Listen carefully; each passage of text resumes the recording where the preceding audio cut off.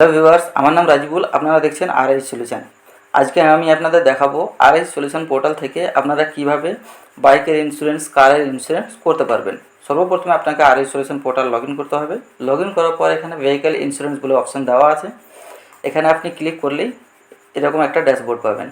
এখানে log in insurance portal বলে option আছে। এখানে ক্লিক করলে ইন্স্যুরেন্স পোর্টালে লগ ইন হবে, কিন্তু এখন লগ ইন হচ্ছে না, কারণ এখানে দেখুন পপ আপ আপনার ব্লক করা আছে। এটাকে আপনাকে অ্যালাউ করতে হবে, তারপরে আপনি ইন্স্যুরেন্স পোর্টালে লগ ইন করতে পারবেন। এখন লগ ইন ইন্স্যুরেন্স পোর্টালে ক্লিক করলেই লগ ইন হয়ে যাবে। দেখুন লগ ইন হয়ে গেছে। এখন আপনারা কিভাবে ইন্স্যুরেন্স অ্যাপ্লাই করবেন বাইকের জন্য তারই ভিডিও আমি আপনাদেরকে দিব। যেটা হচ্ছে এখানে কার, বাইক, আদার্স অনেক কিছুই দেওয়া আছে। এখানে আপনার বাইকের করতে হলে সর্বপ্রথম বাইক সিলেকশন করবেন। ইন্স্যুরেন্স যদি আপনি রিনিউ করতে চান তাহলে রিনিউ ইন্স্যুরেন্স সিলেকশন করবেন। যদি আগের ইন্স্যুরেন্স এক্সপায়ার্ড হয়ে থাকে তাহলে পলিসি এক্সপায়ার্ড সিলেকশন করবেন। এখানে গাড়ির বাইকের নাম্বার, তারপর গেট ভেহিকেল ডিটেলস, মানে হচ্ছে আপনার বাইকের ডিটেলস ফেচ করবে। এখানে আমি ক্লিক করছি। এখানে দেখুন 2023 সালে রেজিস্ট্রেশন হয়েছে, গাড়ির মডেল নাম্বার চলে এসেছে, ভ্যারিয়েন্ট আপনাকে সিলেকশন করে নিতে হবে। প্রিভিয়াস ইন্স্যুরার মানে হচ্ছে আপনার এর আগে কোন কোম্পানিতে ইন্স্যুরেন্স করা ছিল সেই কোম্পানির নাম, RTO, fuel type, policy expire date, সব কিছুই এখানে শো হচ্ছে। এগুলো যদি আপনার ডিটেলস ফেচ না হয় আপনি ম্যানুয়ালিও সিলেক্টেড করতে পারবেন আরসি দেখে। এখানে আমি ভ্যারিয়েন্ট সিলেকশন করলাম।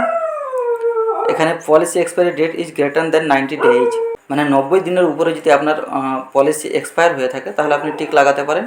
যদি 90 দিনের উপরে না হয় তাহলে টিক লাগানোর কোনো দরকার নেই। গেট কুয়েটে ক্লিক করবেন।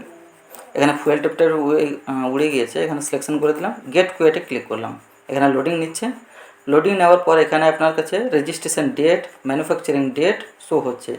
এগুলো যদি আপনার মনে হয় যে ভুল তাহলে আপনি আরসি দেখে সিলেক্টেড করে নেবেন। প্রিভিয়াস পলিসি এক্সপায়ারি ডেট, মানে আপনার আগের পলিসি কবে এক্সপায়ার হয়েছে তার ডেট আপনাকে সিলেকশন করতে হবে।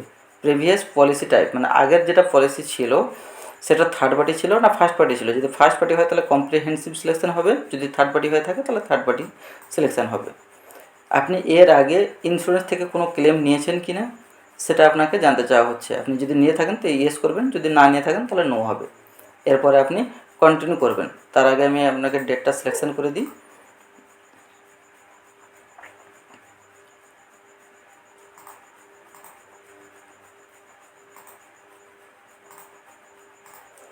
ডেট সিলেকশন করে দিলাম, কন্টিনিউতে ক্লিক করলাম। এখানে আপনি যদি এখন বর্তমান থার্ড পার্টি করতে চান পলিসি তাহলে থার্ড পার্টি সিলেকশন করতে পারেন। যদি ফার্স্ট পার্টি করতে চান তাহলে কম্প্রিহেন্সিভ সিলেকশন করতে হবে। আমি থার্ড পার্টি করতে চাই, থার্ড পার্টি সিলেকশন করলাম।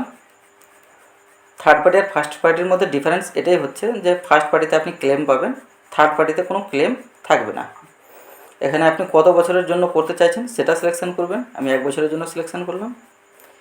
এখানে 3টে কোম্পানি দিয়েছে, আপনি কোন কোম্পানি থেকে করবেন সেটা একটা ব্যাপার। এখানে স্কোর চার্ট দেওয়া আছে, স্কোর চার্টে আপনাকে দেখাবে যে কোন কোম্পানি আপনাকে কত টাকা কমিশন দিতে চাইছে। এখানে স্কোর বোর্ড হিসেবে বাজাজ অ্যালিয়েন্স দিচ্ছে আপনাকে 323, ইউনাইটেড ইন্ডিয়া 263 আর এইচডিএফসি এরগো 26। তো আপনার সব থেকে উপরে যেটা থাকবে আপনি সিলেকশন করবেন। সব থেকে বেশি কমিশন নিতে চাইলে, মানে সব থেকে বেশি যার স্কোর বোর্ড থাকবে সেটাকে আপনি সিলেকশন করবেন, তাহলে সর্বোচ্চ কমিশনটা আপনি পাবেন। আমি এখানে ইউনাইটেড ইন্ডিয়া সিলেকশন করে অ্যাপ্লাই করব। অবশ্য ইউনাইটেড ইন্ডিয়া আমি সিলেকশন করেছি। এখানে প্ল্যানটাকে আমি সিলেক্টেড করলাম। এখানে আপনাকে দেখাচ্ছে ওনারের ডিটেলস, আর এখানে কেওয়াইসি ডিটেলস অ্যাজ প্রপোজার। এখানে প্যান কার্ড নাম্বার, এখানে ডেট অফ বার্থ সিলেকশন করতে হবে, তারপরে ফেস ডিটেলসে ক্লিক করবেন। আমি ফিল করে নিচ্ছি।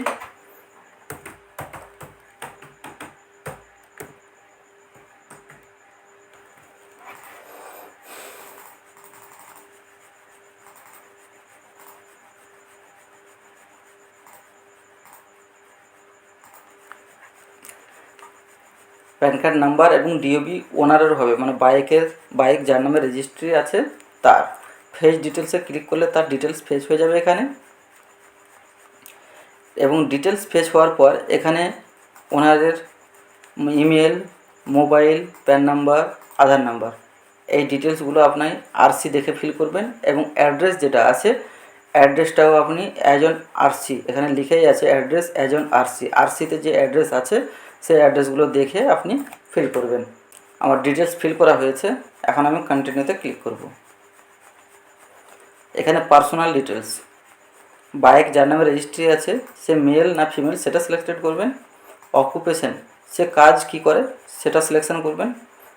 আপনার যদি কোনো কিছু পছন্দ না হয় লাস্ট আপনি আদার্স সিলেকশন করে কন্টিনিউতে ক্লিক করবেন।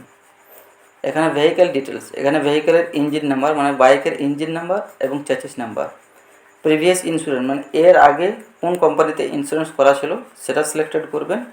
এটা অটোমেটিক সিলেক্টেড আছে, আপনার যদি ভুল মনে হয় তাহলে আপনি আরসি দেখে সিলেক্টেড করে নেবেন। প্রিভিয়াস পলিসি নাম্বার যেটা ছিল সেটাও এখানে দেখানো হয়েছে, যদি ভুল মনে হয় তাহলে আপনি চেক করে লিখে দেবেন। Is your bike presently on loan, আপনার বাইকের উপরে কোনো যদি লোন থাকে সেক্ষেত্রে এটাতে টিক হবে, যদি না থাকে সেক্ষেত্রে কন্টিনিউতে আপনি ক্লিক করতে পারেন। তো আমি এখানে ইঞ্জিন নাম্বারটা লিখে দিচ্ছি,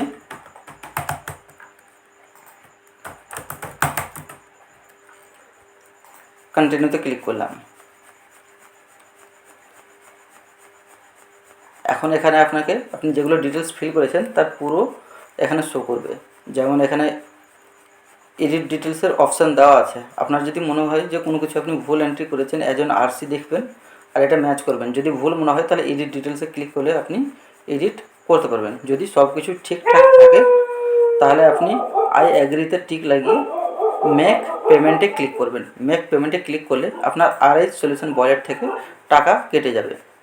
আর আরেকটা জিনিস হচ্ছে এখানে 1612 টাকা যেটা দেখাচ্ছে, এটা 150 সিসির উপরে যদি গাড়ি থাকে তাহলে টাকাটা ডবল থাকে, যদি 150 সিসির নিচে গাড়ি হয় তাহলে আপনার 784 টাকাতে হয়ে যায়। এমন নয় যে অন্য কোম্পানি কম দিচ্ছে এই কোম্পানি বেশি দিচ্ছে, এরকম ব্যাপার নেই। যেগুলো কোম্পানি ইন্স্যুরেন্স করছে তাদের প্রত্যেকটা ডিটেলস আপনি এখানে দেখতে পাবেন। অতএব যখন আপনি গাড়ির নাম্বার এন্ট্রি করছেন তখনই আপনাকে পুরো ডিটেলস ওখানে ফেচ হয়ে যাচ্ছে যে কত সিসি আছে। তার পরবর্তী আপনার যদি কোনো ভুল ডেটা ফেচ হয়ে যায় আপনি আরসি দেখে সেটাকে সিলেক্টেড করতে পারবেন। এছাড়াও আপনার যদি পরবর্তী কোনো প্রবলেম হয় সেক্ষেত্রে আমাদের সাপোর্ট নাম্বারে কথা বলতে পারেন।